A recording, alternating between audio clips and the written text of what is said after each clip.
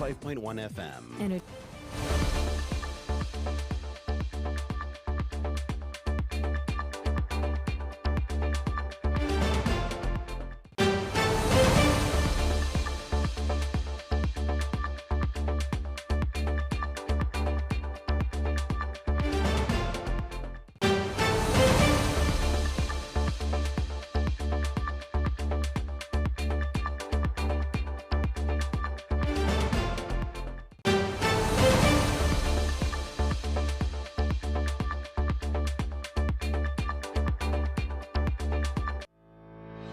Dahil mahalaga ang iyong boto, kaantabay mo ang RW 95.1 FM, CLTV 36 at Commission on Elections sa pagkilala sa mga nagnanais magsilbi sa ating bayan. Abangan at tutukan ang paglalahad. Lunes, Martes, Huwebes at Biyernes, alas 4 hanggang alas 5 ng hapon. Mapapakinggan sa RW 95.1 FM at sa bayang mapapanood live sa CLTV 36. Masusubaybayan din sa Facebook page ng Sunstar Pampanga, CLTV 36 at RW 95.1 FM. Ang paglalahad 2025.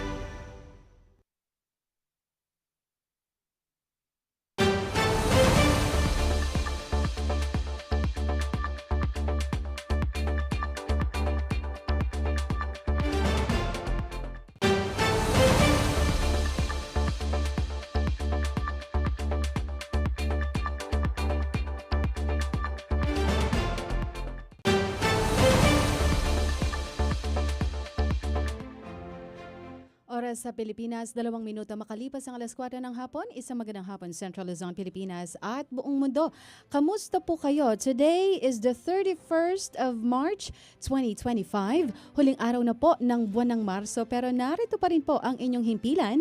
Kaantabay nyo palagi sa isang oras ng talakayan tungkol sa ating kinabukasan dahil 42 days na lamang po at halala na.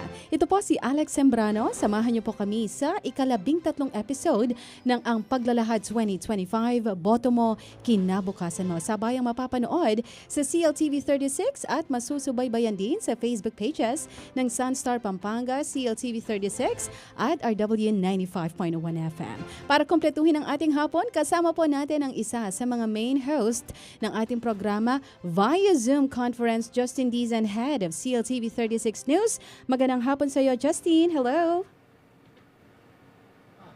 Jess?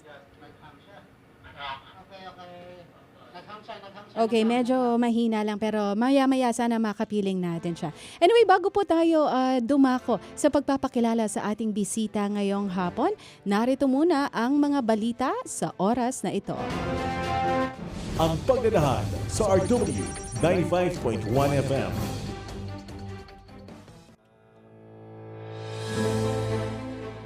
Election-related incidents sa bansa umakyat na sa 11 ayon sa PNP.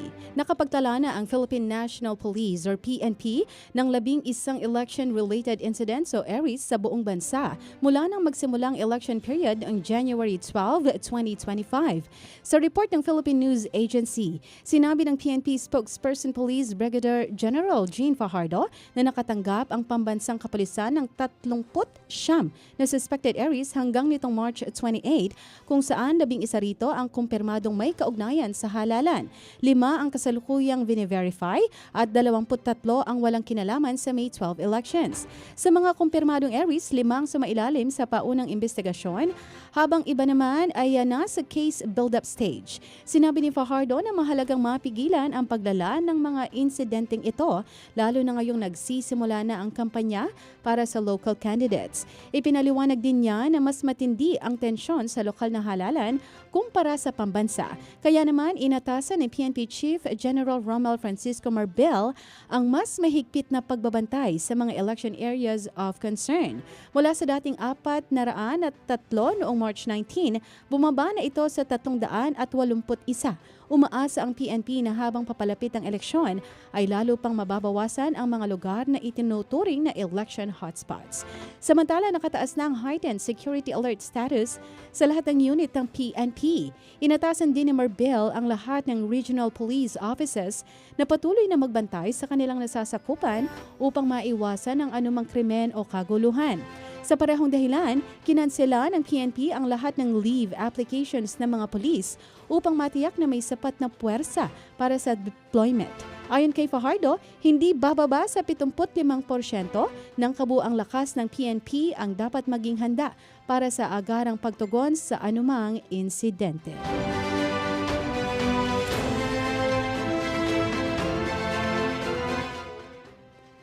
Mga binaklas na illegal campaign materials i-recycle ayon sa COMELEC. Lahat ng babaklasin na illegal na campaign materials bunsod ng Oplan Baklas Operations ay ibibigay bilang donasyon upang i-recycle. Ayon kay COMELEC Chairperson George Erwin Mendoza, ang mga mababaklas nila ay idodonate sa Eco Waste Coalition at Bureau of Jail Management and Penology.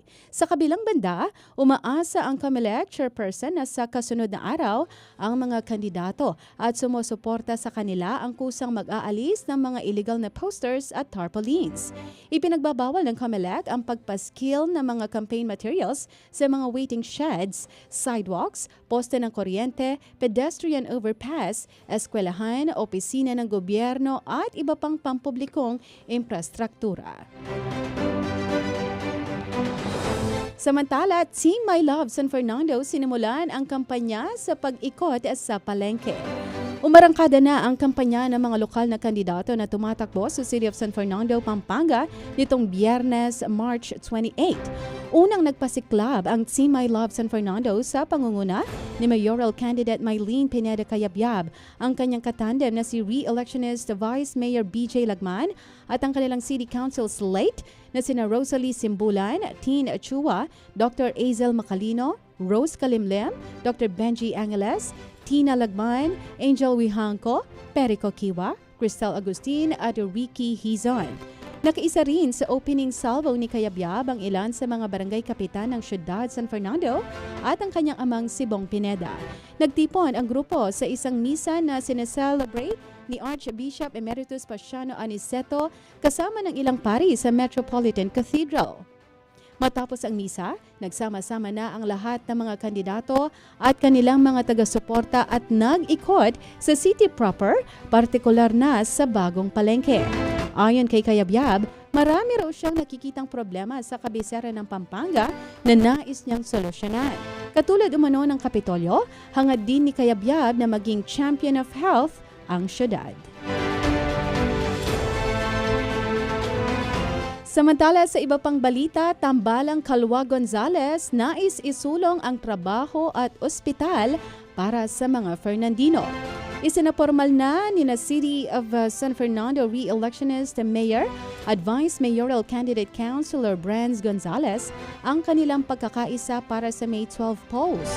Sa kick-off ng local campaign period nitong Biyernes, March 28, nagsimba muna si Kalwag kasama ang kanyang pamilya at iba pang katiket sa misang sinelebra ni Archbishop Emeritus Pasiano Aniceto sa Metropolitan Cathedral. Matapos ito, nagmarcha ang alkalde gayon din ang kanyang mga taga-suporta patungong monumento sa Dolores na kilala bilang Allied Rotonda.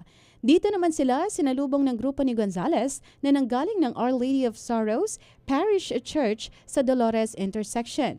Sa maikling programa, nanumpa ang mga kandidato para sa pagkakaisa at paninindigan sa darating na halalan.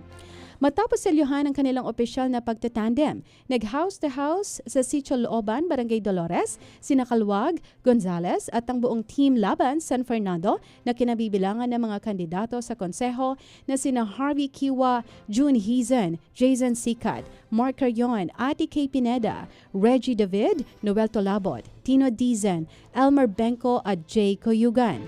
Ibinahagi rin ni Kalwag ang kanyang mga isusulong kung mauupo muli bilang alkalde, kabilang ang pagbibigay focus sa employment sa syudad. Samantala, buo raw ang suporta ng pamilya Gonzales kay Kalwag at mahalaga raw ang pagkakaisa upang higit na mapagsilbihan ang mga Fernandino. At yan po ang mga balita sa oras na ito. Abangan ang iba pang balita mamaya sa CLTV News. Makalipas ang ilang patalastas, atin na pong makakapiling at makikilala ang ating panauhin sa araw na ito. Ang kasalukuyang konsehal ng Bayan ng Mexico, Pampanga, Councilor JP Dimaon Gozon, na naghahangad muling maging bahagi ng konseho sa susunod na halalan. Ating alamin ang kanyang mga planong nais isulong sa Mexico, Pampanga sa pagbabalik ng inyong programa, ang Paglalahad 2025, Boto Mo, Kinabukasan Mo. Philippine Standard Time, 10 minutes past 4 o'clock.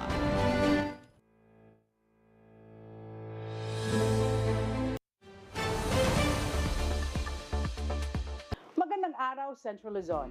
Alam niyo ba ang mga dapat dalhin sa voting precinct sa araw ng botohan? Una, hindi na kailangang magdala ng ballpen dahil mayroon nang ipoprovide ang COMELEC. Ikalawa, huwag magdadala ng kahit anong campaign material sa loob ng voting precinct. Ikatlo, maaaring magdala ng kodigo o listahan ng mga iboboto, ngunit siguraduhin ito ay nakasulat sa malinis na papel. Pang-apat, siguraduhin hindi ka nakapagdala ng sample ballot sa loob ng voting area. At panghuli, huwag kakalimutan ang inyong voter's ID o kahit anong valid ID. Ako po si DJ Tyra Mendoza Vitug. Samahan niyo ang pinagsalib na puwersa ng RW 95.1 FM at CLTV 36 sa Ang Paglalahad 2025 upang mas pag-usapan at unawain ang mga mahahalagang issue ng halalan. Dahil boto mo, kinabukasan mo. Ang Paglalahad 2025, Lunes, Martes, Huwebes at Biyernes, alas 4 hanggang alas 5 ng hapon. Live sa RW 95.1 FM at CLTV 36. Sabayang mapapanood sa Signal Channel 115, sa FB pages ng RW 95.1 FM, CLTV 36, Sunstar Pampanga, at sa website at YouTube channel ng CLTV 36.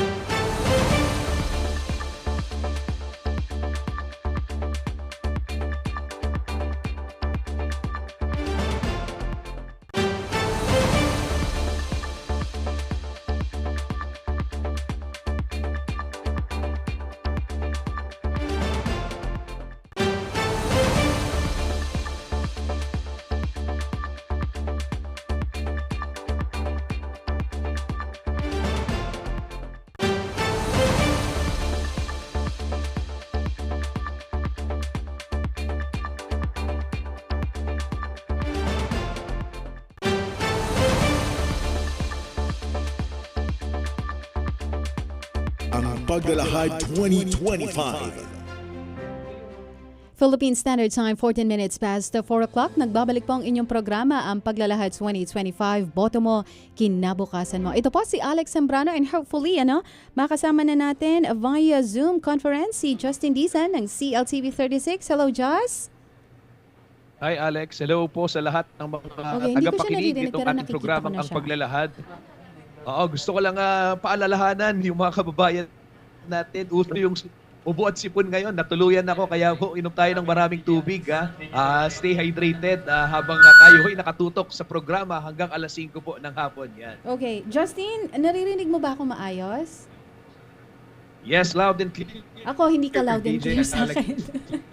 Okay. Pero ito-try nating i-work out ito. Okay? Anyway, ito nabanggit ko na nga kanina, ang ating Hindi mo ako bisita naririnig. this afternoon. Oras na para Okay. ipakilala ang ating espesyal na panauhin ngayong hapon. Siya ay isang masigasig na lingkod bayan na may malawak na karanasan sa pamamahala at advokasya para sa edukasyon, mental health at karapatan ng mga guro at kabataan. Isang leader na may matibay na paninindigan sa pagbibigay ng serbisyong tapat at makatao para sa bayan ng Mexico, Pampanga. Kasalukuyang konsehal at tagapagtaguyod ng mahahalagang ordinansa para mas maunlad na komunidad. Siya po si Councilor JP Dimaon Gozon. Magandang hapon, Councilor. Kamusta po kayo? Sorry? Isang magandang hapon po sa ating lahat. Ayos naman, no? Nag-umpisa na po ang official campaign period ng mga local candidates natin. So, medyo matrabaho, pagod, pero nag-e-enjoy naman po. Mhm. Natanong ko nga kanina bago kami nagsimula, kasi hindi niya natatanong, Gozon din kami kasi si father ko is Renato Gozon Sembrano. Saan po originally ang mga Gozon? Ang mga Gozon po sa Mexico, no? Sa barangay ng Parian, yung po mismong bayan. Meron din po sa mga far north na Gozon, no? Sa San Jose Malino, one of the biggest barangay po sa Mexico. Madami, meron din sa San Fernando. I do believe kayo po ata San Fernando. Yes, San Fernando kami. Sabi mo kanina yung sa Grumpy Joe din. Yes, opo. Tito natin? Charot. Okay. Kamusta po ang pangangampa niya, Council? Masaya. No? Actually, Mexico has 43 barangays. So imagine, lahat po yun, house to house namin.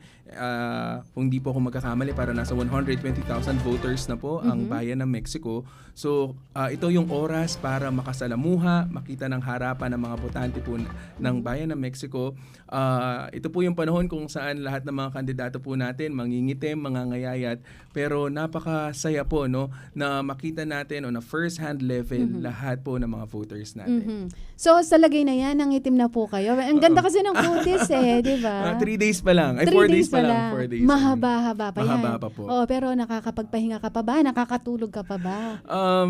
Siguro normal ang nervyos, no, sa isang kandidato. Pahinga, make sure po natin na right after ng house to house makapagpahinga po kanina. Right after ng house to house po natin, dumiretso po tayo sa munisipyo para sa aming regular session. At pagkatapos nga po, meron pa po tayong mga, sabi nga po nila, kapag election, unlimited ang mga patay, ang mga birthday. So lahat po yan pinupuntahan natin. Oo. And anong na-mention nyo na po, nag-iikot-ikot na kayo. Ano yung unang barangay na dinalaw po ninyo? Ang unang barangay po namin na pinuntahan is yung Barangay Santa Maria. So, yun po kasi, sabi, Aria Dareng Matua, dapat kano itang aslagan. So, kuno ko rin niya po kano mumunang sisikat ingaldo. So, parang siguro baka feng shui din yun, no? Swerte. Okay. So, yun po kasi yung aslagan part ng Mexico. Kaya laging dun po yung first opening salvo namin. Okay, pero dito rin po ba kayo ipinanganak? I mean, ito rin ba yung barangay ninyo? Actually, hindi. Okay. Pinanganak po ako sa mismong bayan, no? Kung saan po yung palengke, munisipyo, simbahan. Yun po yung Barangay Parian. Kung saan dun din po ako naging SK muna bago po ako naging I konsehal. see. So, ilang taon po kayo nung maging SK kayo? 24. 24. Kasi nung naging konsehal po kasi 27. I'm the youngest counselor. I see. So, right after po ninyong nag-SK and then humabol na kayo Yes, sa pagka oo. counselor. Okay, and ang parents po ba ninyo taga-Mexico din Yes, po? taga Mexico, proud public market vendors po ang Okay. aking magulang, no. Lumaki po ako sa palengke mismo sa public market po ng Mexico. Lumaki po ako natulog sa tindahan namin. Meron po Talaga? kaming bakery. So humble beginnings, no. So, sanay ka sa Yes, sanay pagbabanat po ako ng buto? mag-ipit ng tinapay, magtakal ng buko, pero hindi po ako marunong magtalo. Okay. Pero ang nakita ko po talaga, nasaksihan ko first hand kung gaano po kahirap ang buhay. Actually, noon nga po nag-start po yung political career ko, baguhan po ang pamilya namin kasi hindi po talaga kami pamilya ng mga politiko. So isa po ako dun sa mga idealistic na parang gusto ko Parang sa tingin ko meron ako na kayang ipagmalaki. Pero sabi nga po nila, 'di ba, sa politika unang-una dapat meron kang makinarya, meron kang pera, Yes. meron kang pangalan Yes, ng pamilya. yes. Lahat po 'yon wala ako. Anong meron noon sa iyo? Lakas ng loob. Lakas ng loob. Yun po yung hindi nabibili kahit ni naman. That's Lakas ng loob at siguro po isang kwento na magandang ikwento sa mga mamamayan na makakahugot po sila ng inspirasyon. And what pushed you to run noon sa pagka-SK? Since the beginning of time po, no, magmula po nung elementary ako, nung high school ako, at nung college po ako, lagi na po talaga akong tumatakbo sa student council. I see. Nag-graduate po ako sa Pampanga High School, naging president po ako ng Pampanga High School. Nag-graduate po ako sa UST, tumakbo din po ako sa student council. Lahat po 'yon parang parte na ng buhay ko ang pakikilahok, no, para maging boses, hindi lamang po ng mga kapwa ko estudyante, kung saan parang gustong-gusto ko pong meron ako nire-represent. Yes. Na nagiging boses po ako ng mga taong sa tingin po nila hindi po sila naririnig. So right after po nung nag-SK po ako, hindi man po ako nagbarangay kagawad, nagbarangay nga. kami, talon po agad ako nga. no, sa Sangguniang Bayan. Kasi sa tingin ko, oras na po no, para magboto po tayo ng mga taong bukod po sa may experience na, yung alam po nila or may angkin po silang talino na maging boses ng mga tao. So bata ka pa lang, achiever ka na talaga. And nagtrabaho ka, kaya nga nung humabol ka ng pagka-counselor, agad-agad alam ka na ng mga tao. Yes, actually ginawa ko po siyang meron po kasi tayong iba-ibang way ng pangangampanya, no. Ang tawag po doon is yung libreng pangangampanya, yung word of mouth. Yes. Kumbaga sa mga ibang nakikinig, chismis, kasi yun po yung mura, no. Ang ginawa ko po nung naging SK chairman po ako, since napakaganda po ng barangay, no, yun po yung pinakapuso ng bayan ng Mexico, ginalingan ko po, no. Gumawa po ako ng mga proyektong tatatak at minake sure ko po na bilang isang SK, ako po yung kauna-unahan na gagawa noon. At nag-ripple effect na lang po sa mga kagaya kong SK. Since ganun po, no, yung naging mga proyekto natin, mas napag-uusapan po, mas madali kang ikampanya, kumbaga. That's true. And what was your course? Nung college po ako, marketing graduate po ako. Then after po nun, nag-masteral po ako sa UP Diliman. Uy, nakapag-masteral. Yes, public administration po ako, master in public administration. Then first year law student po ako, pero medyo pinos ko muna po on the side kasi aside from I'm a public servant, I'm also a professor po sa University of the Assumption. Talaga? Kinarir mo ha? Oo nga naman, kung ganito yung profile ng kumakandidato, Yes. di ba? Bakit hindi nga naman? But were you able to practice yung course mo? Yung course, yes po. Pagka-graduate ko po ng 2015, nag-work po ako for 1 year sa isang network company. And then sa isang retail company din po for 3 years. Pero parang yung puso ko po talaga nasa public Okay. service eh. Tinanong po ako noon, naalala ko pa nung HR manager namin na parang, saan mo ba nakikita ang sarili mo 10 years from Uy, now? mga ganyang question, Oo, di ba? ano? Parang baka ipopromote ako. Ang sinabi ko parang, nakikita ko po yung sarili ko bilang isang leader ng aming bayan. So Okay. parang medyo hindi po siya tumutugma, 'di ba, sa isang Yes. company ko saan ako nagwo-work. Maybe because yung po talagang puso ko nasa public service. But was it always a dream? I mean, bata ka pa ba, pinangarap mo na? Kasi nakita mo yung kahirapan di ba? Yes.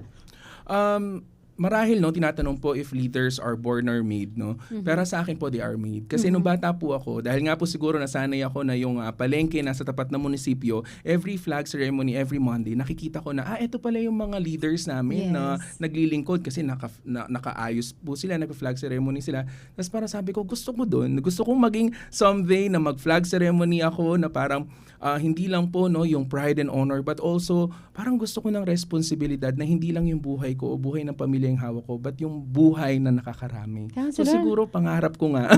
Ang sarap pakinggan, Sana ganyan lahat ng mga humahabol. But sana makapiling na natin ngayon. Subukan natin si Justin Dizan. Nasa, na ba? Opo. Justin, ito gusto ka din kasing ma-interview nito. Conchi, Masama man ang pakiramdam magandang nito, but hapon, he's really trying. Kaya una kahit sa lahat, sa Zoom lang, I'm makasama sorry, natin. hindi kita Justin, makakaharap ngayon. Kasi Okay, kaya nga dinig nung ba binabanggit tayo? ko kanina, uso ho, paalala ko lang, yung ubot si Hindi kaya talaga, Conchi, sa medyo hirap kampanya, tayo dapat i-adjust. lagi kang uminom ng maraming okay, tubig. Sige, Jazz, Alex, tatry pa kanina rin na- natin mamaya, babalikan hindi ko natin. Napapasarap din ang usapan kwento ninyo. namin ni Councilor dito. Okay, and noong pong naging Okay, sige, Councilor sige. kayo, Okay, ano okay. po ang hinawakan ninyong komite? Ang pinaka-focus ko po is education. No? Okay. Kasi sabi nga po nila, di ba, ito daw po ang yaman na hindi makukuha ni True. naman. Which sa tingin ko, sa buhay ko po, yung po din yun na-prove ko. So I focus on education.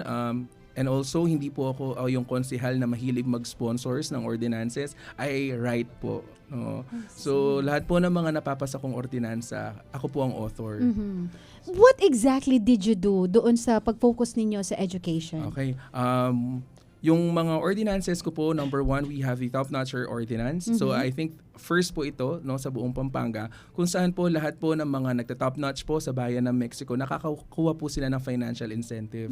At bukod po doon, no, meron po tayong Latin Honors ordinance kung saan naman po yung mga nakakapagtapos po ng mga magna cum laude, summa cum laude, cum laude, nakakakuha po ng financial incentives. Dahil po sa ordinansang ito, alam nyo, parang napakagandang panimula po, no, sa bayan namin. Kasi simula po nung naipasa po yung ordinansa na ito, meron na po mga nakapag-top 9, top 8, top 2, nursing, architecture, at top 1. No? So kung isipin nyo po, parang suntok sa buwan na meron magta-top notch mula sa isang bayan. No? At siguro, no, napakaganda po na to award those students. At yung mga ibang ordinansa ko po is giving discount privileges for our public school teachers. Kasi syempre aside from the students, meron din po tayong mga taga-turo na kailangan din po natin pahalagahan. Yes, that's very true. Kayo po'y humahabol muli bilang counselor. Bakit po ninyo nais na muling maluklok bilang konsehal? May mga projects po ba kayo na inumpisahan before na gusto ninyong ipagpatuloy? Or meron po kayo mga bagong proyekto na gustong umpisahan muli? Yes, I'm running for my second term. Of course, hindi po natatapos ang pangangailangan ng mga tao. At madami pa po tayong mga trabaho na gusto pang gawin, lalong-lalo na po sa sektor nga po ng edukasyon. At bukod po dito, napakarami pa pong mga kailangan pong i-address sa mga problema po ng ating mga kabataan. Dahil nanggaling nga po ko bilang SK, yun po yung mga gusto kong tutukan, no? Bilang ng mga unemployment rate, mga bilang po ng mga pabata na teenage pregnancy. So, madami pa po tayong mga gusto pang ayusin at asikasuhin. Counselor, if mabigyan po ng pagkakataon na maluklok po kayo mali, gugustuhin niyo pa rin po bang hawakan ng komite na ito? Or would you want something new? Siguro partly yes, partly no. I believe partly yes kasi nga po since ako po I'm also a professor po, no. So alam ko po kung ano nga ba yung mga pagkukulang no pagdating po sa sektor ng isang mag-aaral at sa parte po ng isang guro. Meron po ako mga nakapila pa na mga ordinansa na sana ay mangyari po sa aking susunod na term. At marami pa po ako mga problemang naririnig, no, lalo na po sa ating mga pampublikong paaralan na sana po ay ma-aksyonan na.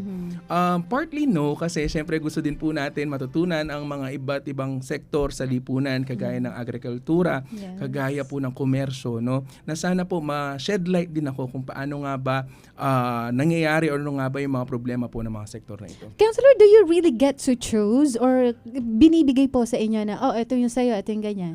Actually, before the start of the regular session, no, you will be given po yung list of committees, no? Okay. And then you get to prioritize na parang mas bagay ito sa akin because of my skills, experiences. And then magbobotohan po kayo, yung Sangguniang Bayan. No?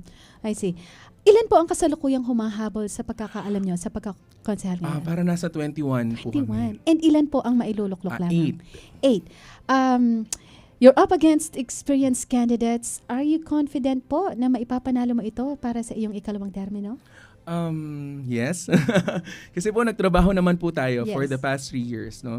Hindi po tayo nagpahinga at pinatunayan po natin na lahat po ng boto natin nung nakaraang eleksyon ay hindi po nasayang. Minake sure po natin na tayo po ang isang konsehal na marunong magsalita, tayo po ang konsehal na hindi po nakatakip ang bibig at ang tenga, no, sa mga hinaing at sa lahat po ng mga problema ng ating nasasakupan.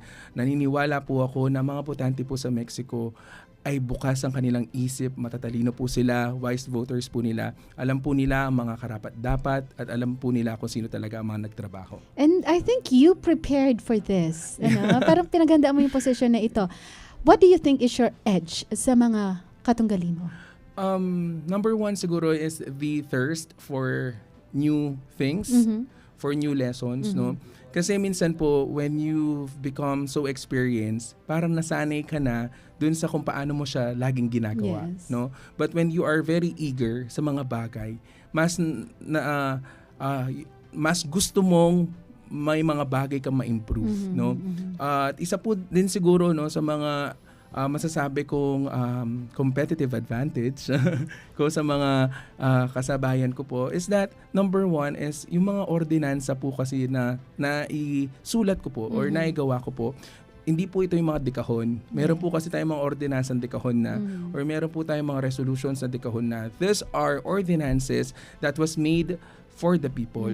So ito po yung mga kailangan na aksyonan. Ito po yung mga kailangan na magawa dahil po kailangan ng tao. And sometimes 3 years is never enough. 3 years po Yes. bata ba? Yes. Diba? Parang kulang na kulang sa dami mong gustong gawin pa. Okay, Counselor, ano nga po yung pangunahing kabuhayan sa Mexico? Pangunahing kabuhayan, we have the Products nila? yes, Kung ano? meron po kami mga cookies, no? Uh-huh. Actually, pinagdahan ko po Yes, kayo. yes, yes. Ano ba Napakasikat tawag na doon? San Nicolas San cookies. Nicolas. These are miraculous cookies po ng panahon ng mga Spanish, no? Sabi po nila kapag may sakit daw po kayo, pakainin nyo ng San Nicolas cookies at mawawala Okay. yung sakit, no? So Subukan maybe natin. kung ano man ang nararamdaman ninyo with that, no, mawala. And also, sikat po ang bayan ng Mexico sa mais, no? Dahil napakalawak po ng aming mga pananim na mais, no? So we have Mais Festival po sa Mexico. Okay, nako, sarap ng kwentuhan natin dito. Very, very light lang, very jolly si Counselor. Magko-commercial break muna po tayo. Magbabalik ang ating programa, ang Paglalahad 2025. Boto mo, kinabukasan mo. Philippine Standard Time is exactly 4:30.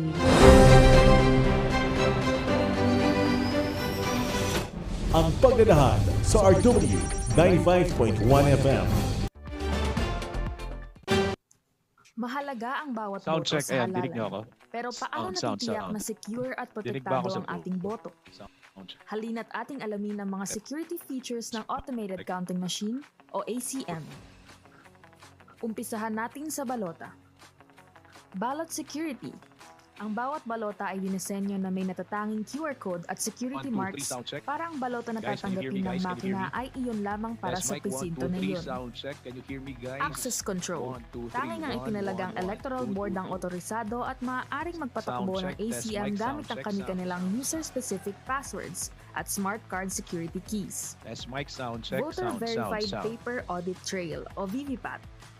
Ito ay ang pisikal na resibo kung saan pwedeng iberipika ng mga botante kung tama ang nai-record na boto ng makina. Digital Signatures. Ang bawat makina ay may digital signatures para magsilbing patunay na totoo ang election results. Data Encryption. Sinisiguro nito na ang lahat ng tinatransmit o pinapadalang data kasama ang election results ay encrypted para mapigilan ang unauthorized access o tampering. Secure Transmission of Results. Ang resulta ng halalan ay ipapadala ng sabay-sabay sa 7 data servers sa pamamagitan ng secure at redundant communication channels. System Logs and Audit Trails. Ang ACM ay mayroong detalyadong talaan ng lahat ng aksyon na maaaring suriin upang makita ang mga naging aktibidad ng makina. Nagsagawa din ng Local Source Code Review kung saan sinuri ng mga local stakeholders, kabilang na ang mga accredited political parties, IT experts at mga civil society organizations ang source code ng automated election system upang matiyak na ang software ng sistema ay sumusunod sa mga legal, technical at security standards at walang mga kahinaan o malicious code. Bilang pagsunod sa batas, sumailalim din sa International Certification Entity o ICE review upang matiyak na ang software at hardware ng AES ay sumusunod sa international standards para sa accuracy, security at reliability. Sa makabagong halalan para sa makabagong Pilipino, sisiguraduhin ng COMELEC na ligtas, secure at protektado ang bawat boto. Maraming salamat po. Para sa karagdagang impormasyon, sundan ang mga official social media accounts ng COMELEC.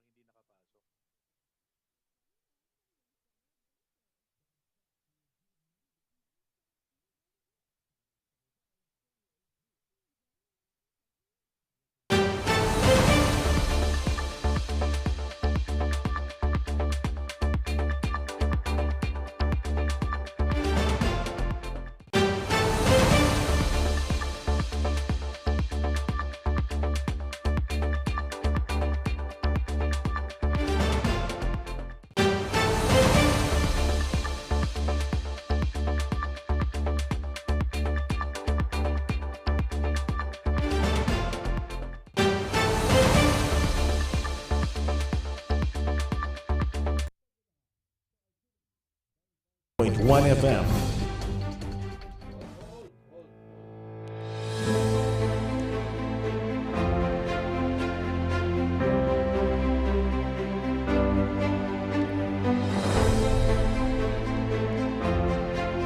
Philippine Standard Time, 35 minutes after 4 o'clock. Nagbabalik po ang inyong programa, ang Paglalahad 2025. Boto mo, kinabukasan mo, dito sa RW 95.1 FM sa bayang napapanood sa CLTV 36 at masusubaybayan din sa Facebook pages ng Sunstar Pampanga, CLTV 36 at RW 95.1 FM. Okay, kanina po ay napakilala na ang ating bisita at nakilala na natin ang buhay niya personally, how he grew up, at kung ano yung mga experience niya bago siya pumasok sa politics. Okay, this time naman po talakayin naman natin kung ano pa ang mga plano niya para sa bayan ng Mexico kung sakaling siya ay palaring manalo sa darating na eleksyon. Okay, subukan muna natin. Sana makasama na natin sa Zoom si Justin Dizon. Justin! Hi Alex, good afternoon. Can you hear me? Mahina pa rin. Yan, pero dinig. Yes, Ayun, I yan, think yan. medyo heard na kaso hindi siya, paano kaya, maririnig kaya siya ni ano? Dinig ba po ako ni ba? Consi? Dinig po ba?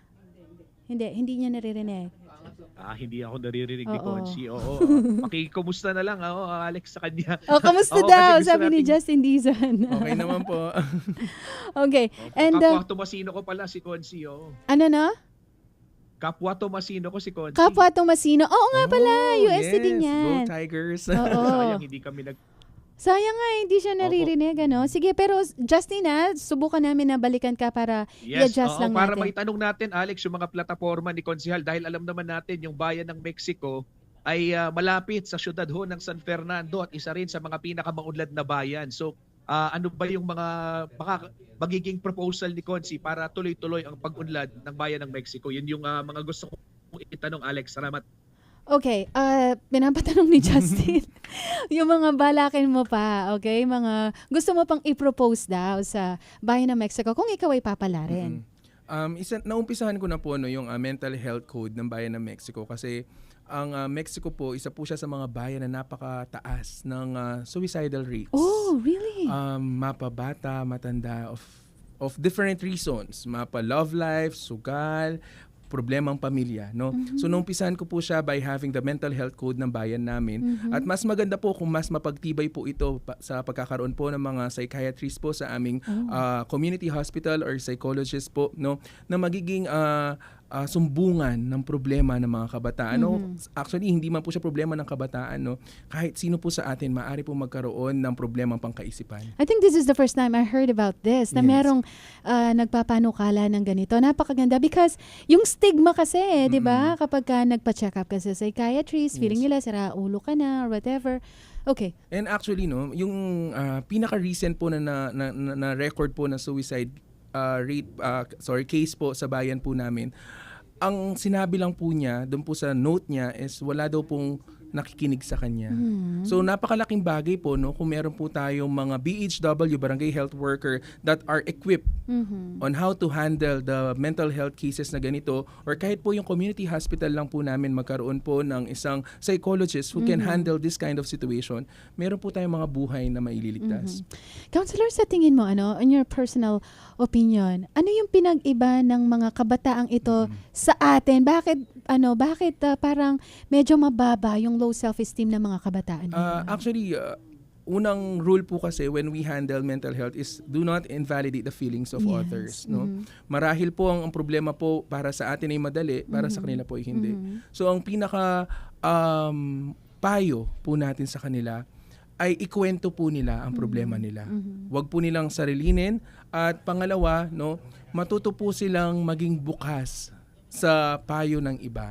Kasi minsan, no, kapag meron po tayong mga problema, mas maganda pong sarilinin dahil feeling po natin, ganun din eh. Wala namang solusyon yan. Kahit sabihin ko yan sa kapatid ko, sa nanay ko, sa tatay ko, ako pa din, no, yung susolusyon sa sarili kong problema. But when you share your problems to others, somehow it lightens po the emotions. So, yun po, no, at kapag meron naman po, kayo naman po yung receiver side, kayo po yung pinagkukwentuhan, kayo po yung pinagsasabihan ng problema, yun nga po yung rule, do not invalidate their feelings. No? Nako, gustong-gusto ni Justin etong topic na to. Justin, Ayan, try natin ha. Ayan, Sana. Oh, alam Yan, ko kasi. naririnig na ba ako ni Consi? Ako Yan. naririnig niyo Konti, po. konti. Ayan, okay, let's try. Okay. Okay. Consi, kanina nabanggit mo na nagtuturo ka sa UA, sa University of the Assumption. Alam natin, gaya nga ng sinasabi ko, yung bayan ng Mexico ay patuloy yung industrialization. Maraming mga negosyo, maraming mga nagbubukas. Paano natin ihahanda yung workforce, yung mga kabataan para sa gayon hindi rin sila mapag-iwanan sa pag-unlad ng inyong bayan? Sa ngayon po, we have an ordinance po when it comes to the employment rates po ng ating bayan. We make sure po na lahat po ng mga local businesses po sa ating bayan, they employ 60% Mexicano, no? Para po madagdagan po yung mga bilang ng mga Mexicano po na nagtatrabaho, no? Para po sa Mexico. At nabanggit niyo din po, no, na parang yung po mga newly grads po natin, no? Actually, with the new system of our education, no, meron na po tayong mga grade 12 graduates kung saan they are allowed na po, no, to be employed po sa mga different companies, no. So aside from that ordinance po na we make sure na 60% are Mexicano, we also make sure po na yung mga hiring requirements po nila are not that high kasi minsan po 'di ba parang there's a disconnect dun sa job opening dun po sa qualification po ng mga gusto mag-apply. Okay, Joss? Oo. Consi, follow-up ko naman, pagdating naman sa sektor ng agrikultura. Dahil madalas ho naming mabisita yung bayan ng Mexico. Karamihan ho sa mga hinaing nila minsan patubig, lalo-lalo na pag sobrang init ng panahon. Ano po yung mga suporta na pwedeng gawin ng isang konsehal Gozun para ho sa mga nasa sektor ng agrikultura dyan sa Mexico? Yes. Actually nga po dun po sa land area of Mexico, no, parang I still believe po na para majority are still in agricultural side po. No, ang magagawa po ng isang konsehal po, no, sa isang sangguniang bayan ay maglaan ng pondo. Kung ano man po yung pondo po na hinihingi po ng ating executive, no, kailangan po ay suportahan po natin, lalo-lalo na po para sa mga magsasaka. And aside from that, no, mini-make sure din po natin kapag po yung local DA po natin o ang DA office po natin sa munisipyo ay naghihingi po ng mga resolutions or nanghihingi po ng mga ordinances na makakatulong po on how they execute their projects, ay 100% po ang suporta ng Sangguniang Bayan. Okay, Councilor, noong 2023, ang Mexico Pampanga ay tinukay ng PIDEA bilang transshipment point para sa illegal na droga. May mga programa na po ba kayong nagawa para sugpuin ang paglaganap ng illegal na droga sa bayan ng Mexico? Napakagandang tanong po, no. Actually, one of my ordinances po na naisulat ay yung pong public drug testing kung saan lahat po ng mga secondary and collegiate student po sa bayan ng Mexico are required to do a random drug sampling. Dahil po dito, no, malalaman po natin kung sino, no, sa level po ng mga estudyante sa high school at college ang mga user na. Well, medyo mahirap po siyang i-execute, no? Kasi alam naman po natin kung ano man po maging resulta ng kanilang random drug sampling ay confidential po. Pero ito po ay isang agarang solusyon dahil nagkaka-create po ito ng takot, no, sa mga mag-aaral po natin na huwag nang subukan. Kasi hindi po siya announcer. Dahil random po ito, hindi po nila alam kung anong eskwelahan, ilan bilang, no? So nakaka-create po ito ng takot sa mga bata. Maganda yan. Ano po ang reaksyon ninyo sa naging desisyon ng Court of Appeals na i-dismiss naman si dating Mayor Teddy Tumang dahil sa procurement irregularities?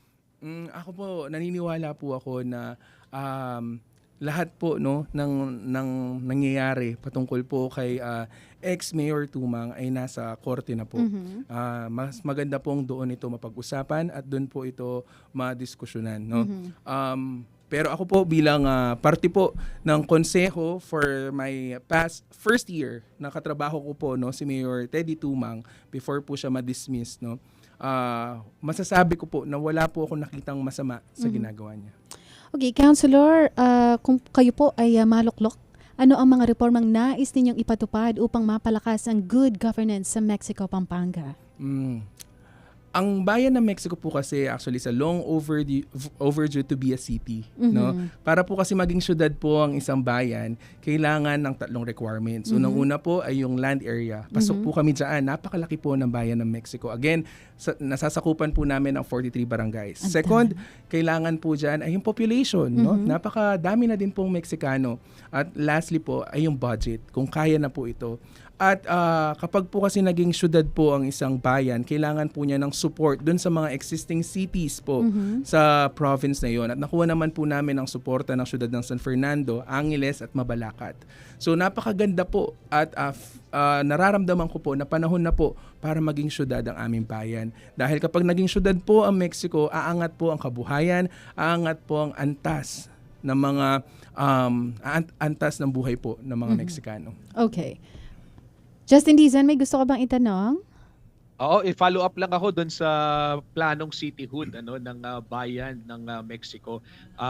Councilor, paano nyo mababalanse yung interest ng iba't ibang sektor, 'di ba? Dahil alam naman natin nung San Fernando yung magiging syudad, may mga hati yung opinion ng ibang mga kababayan natin. Same as noong naging syudad din yung Mabalacat, merong mga nagsasabi baka tumaas masyado yung mga tax, etc. Yes. Kayo po, paano nyo babalansihin?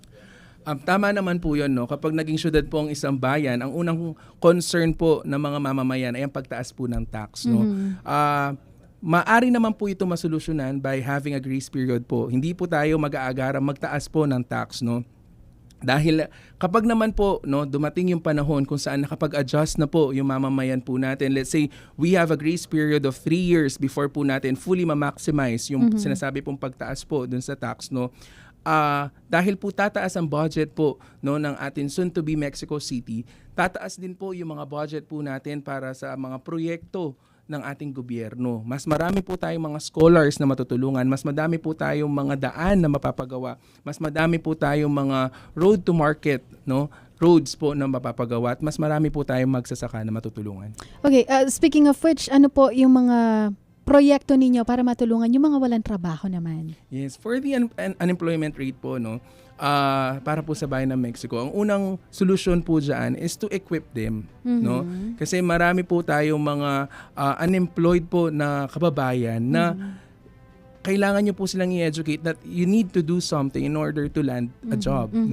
So, different job fairs po, nakikipag-tie up po ang bayan ng Mexico with different companies. And second, yung po mga TESDA programs po natin. Kasi para po tayo ay ma-employ po sa isang kumpanya, kailangan po you are fully geared po. Okay, Counselor, kanina na-mention niyo po yung dun sa programa ninyo para sa mental health. Yes. Okay? Ongoing na po ba ito? Yes, as of now po, nag-hire na po ang ating Mexico Community Hospital ng isang psychologist with our community hospital. And we are currently coordinating with our municipal SWD po para po dun sa mga kit para sa ating mga barangay health workers. Kasi sabi nga po nila, hindi naman po kaya ng isa lang na psychologist po sa ating hospital. Kailangan yung mga barangay health workers po natin, yung mga frontliners po natin sa barangay, ay alam kung anong po ba ang mental health. Actually, madami pa po kasing hindi nakakaalam kung ano ang mental health. Yes. So they need to be informed about it. Actually, alam nyo po, napakamahal nagpapa-check up sa mga psychiatrists, right? Actually, kahit sa mga HMO, hindi sila covered. So, isang malaking bagay ito kung maibibigay na libre sa mga taga-Mexico. Anyway, magko-commercial break muna po tayo. Sarap ng kwentuhan natin dito. Kung may mga katanungan po kayo, mag-text kayo or mag-comment live sa mga Facebook pages ng Sunstar Pampanga, CLTV 36 at RW 95.1 FM. Magbabalik po ang inyong programa, ang Paglalahad 2025, Boto Mo, kinabukasan mo. Philippine Standard Time, 4:48. Ang Paglalahad sa RW 95.1 FM.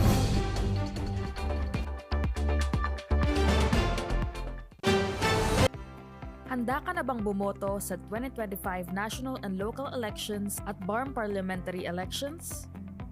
Sa May 12, 2025, boboto tayo para sa senador at party list at para sa mga lokal na opisyal. Ang mga kababayang botante natin sa Bangsamoro Autonomous Region of Muslim Mindanao o BARM ay boboto rin sa kauna-unahang BARM parliamentary elections. Ang regular na oras ng botohan ay mula alas 7 ng umaga hanggang alas 7 ng gabi. Para sa mga persons with disability, senior citizens, kasama ang kanilang assistors kung ang mga ito ay rehistradong botante din ng kaparehong polling place at gayon din ng mga buntis, maaari silang bumoto ng mas maaga. Sa pamamagitan ng early voting hours, pwede na silang bumoto simula alas 5 ng umaga.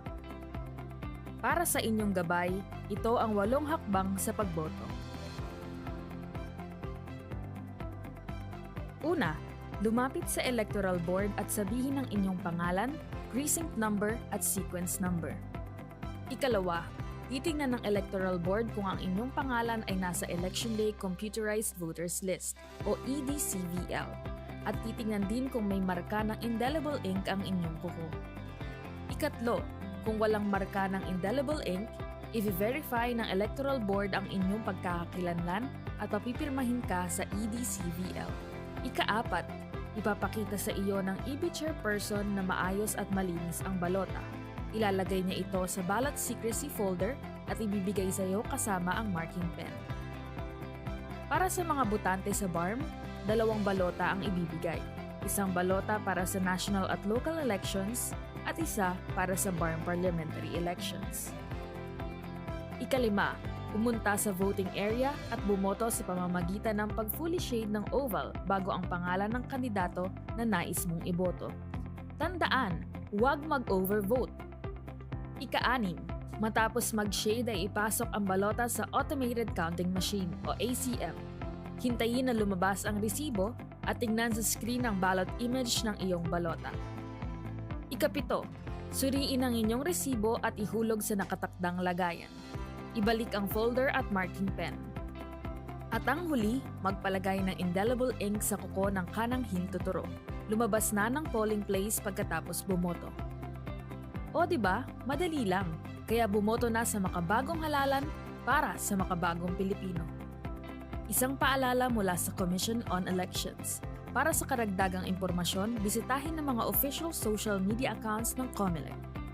RW 95.1 FM. Philippine Standard Time, 51 minutes after 4 o'clock. Nagbabalik ang inyong programa, ang Paglalahad 2025. Boto mo, kinabukasan mo. Ako po si Alex Sembrano. Kasama pa rin natin via Zoom conference, Justin Dizon ng CLTV 36. Justine! Alex, meron akong gustong pahabol na itanong kay Konsehal. Kasi naririnig ko rin kanina yung mga kanyang plataforma at mga programa at it is very, very refreshing to hear someone of his age Agree. na maging ganun ka-passionate para sa public service. Councilor, ito gusto kong malaman. Siyempre, alam natin yung idealismo, yung mga pinaglalaban, hanggang paano mo matitiyak, paano mo i-assure yung mga botante ng Mexico, Pampanga na ito ay hindi lamang dahil bata lang ako ngayon at pag tumagal ako, ibig sabihin hindi ka magpapakain dun sa sistema na alam naman natin yung sistema minsan masyadong mahirap din labanan at some point. Sabi nga po kasi nila, meron tayong salitang trapo, yung mga traditional politician. Kanina nakwento ko po na hindi po ako yung traditional politician na nanalo dahil may makinarya, may pera o may pangalan sa politika. Napakadali pong sagutin. Unang-una, dapat alam niyo po kung saan kayo nagmula. Alam mo yung values mo. Tama po kayo, darating yung panahon na para mapapatanong ka na para mas madaling makisabay kaysa sa kumontra sa agos. Pero you always go back to your core. Paano ba ako nagsimula? Kapag po may mga panahon na parang malapit ka ng sumuko or bumigay, inaalala ko lang kung paano po nagbubukas o nagsasara ng tindahan yung magulang ko. Bilang isang solong anak, nakita ko po kung gaano kahirap ang buhay. So, sabi po nila minsan, for being idealistic, parang fakery. Parang niloloko mo lang yung tao. Pero kung wala po kasi magiging idealistic sa isang konseho o sa isang pamumuno, paano po tayo magkakaroon ng pagbabago? Ako, ang galing naman sumagot na itong kandidato natin ngayon. Kumbaga, pasado Siyempre, na sa Asan na, Justin? Okay, so ngayon dadako na tayo. Sana wala na siyang tanong. We don't have much time anymore. Pero ito, dadako tayo. Meron kasi tayong segment. Ito yung tinatawag na for or against. Okay, I'll be asking mga questions dito tapos sasagot po kayo kung for or against kayo. Okay, sa mga sitwasyon. Okay, so let's begin.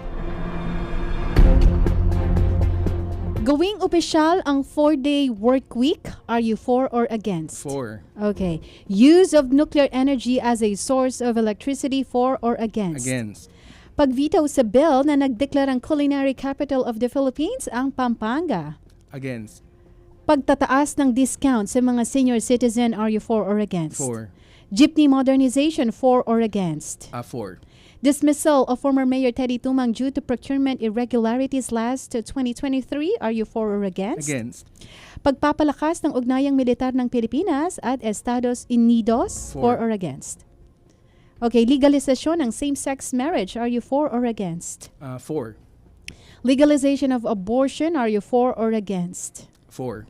Gawing mandatory muli ang ROTC sa kolehiyo bilang bahagi ng disiplina. Against. Pagbawal ng plastic sa palengke, are you for or against? 4. Pagbabawal ng Chinese products sa buong bansa, are you for or against? Against. Okay. This time, Fast Talk segment naman tayo. Pipili ka din ng isa naman. Okay? Sunrise or sunset? Sunrise. Sunrise. Boracay or Siargao? Siargao. McDo or Jollibee? Jollibee. Jollibee. Basketball or volleyball? Volleyball. Maraming time o maraming pera? Maraming pera. At least honest siya. Masipag o madiskarte? Madiskarte. Pagtatayo ng eskwelahan o salary increase sa mga guro? Pagtatayo ng eskwelahan. Road widening or jeepney modernization? Jeepney modernization. Federalism or unitary presidential form of government? Unitary. Agree or disagree, election surveys conditions people's mind? Agree. Agree or disagree, anti-terrorism law needs to be amended? Agree. Short-term solutions or long-term planning? Long-term planning. Okay. Ayan na po, dyan nagtatapos ang ating Fast Talk segment. This time, Councilor JP, para sa ating huling katanungan, bakit kayo po ang dapat nating iboto? Kailangan po akong iboto ninyo, Bayan ng Mexico, dahil alam naman po natin, for the past 3 years, kailangan po natin ang mga konsehal na may boses, kayang manindigan at alam ang kanilang ipinaglalaban. Minsan po kasi nagiging matapang po tayo or pinaglalaban po natin yung mga bagay-bagay. Pero at the end of the day, mapapatanong ka, bakit nga ba ako matapang? No? Isa po ako dun sa mga konsehal na from the start, alam ko po kung bakit po ako dapat ihalal at kung para kanino po ako naninindigan. So muli, Bayan ng Mexico, numero 12 sa Mayo a 12. Baka may gusto kang batiin, Councilor? Shout out po no sa mami ko, nanonood po siya. She's having her dialysis po ngayon. I hope mom no by doing this, sabi ko nga po kanina, tumakbo po ako dahil po sa aking mga magulang. Kapag may mga panahon po na iniisip ko bakit ako tumatakbo, laging nagpa-flashback po sa akin ay yung pagbubukas at pagsasara po nila ng tindahan. So I hope I make you proud. Yes, feeling ko naman super proud ng parents. Masaya. Thank you. Okay, at dyan na po nagtatapos ang ating programa, ang Paglalahad 2025. Atin pong nakapiling live sa studio si Councilor JP Gozon para pag-usapan ng kanyang plataforma sakaling siya'y palaring maluklok bilang konsehal ng Mexico, Pampanga sa darating na eleksyon. Maraming salamat pong muli sa inyong Thank you. pagbisita. Okay, and at sa lahat po ng ating mga tagapakinig, sana'y nakatulong ito sa pagbibigay linaw at gabay sa inyong desisyon para sa lalapit na halalan dahil ang pagboboto ay hindi lang karapatan kundi isang responsibilidad. Pilitin natin ang nararapat, kilalanin ng husto mga kandidato at bumoto ng wasto sa darating na Mayo. Sa ngalan po ni Justin Diza ng CLTV 36, ako po si Alex Zambrano. Maraming salamat po sa lahat ng tumutok sa ating programa. Magkita-kita po muli tayo bukas, April 1, alas 4 hanggang alas 5 ng hapon dito sa RW 95.1 FM. Sabayang mapapanood live sa CLTV 36 at masusubaybayan din sa Facebook pages ng Sunstar Pampanga, CLTV 36 at RW 95.1 FM. Ito po ang Paglalahad 2025.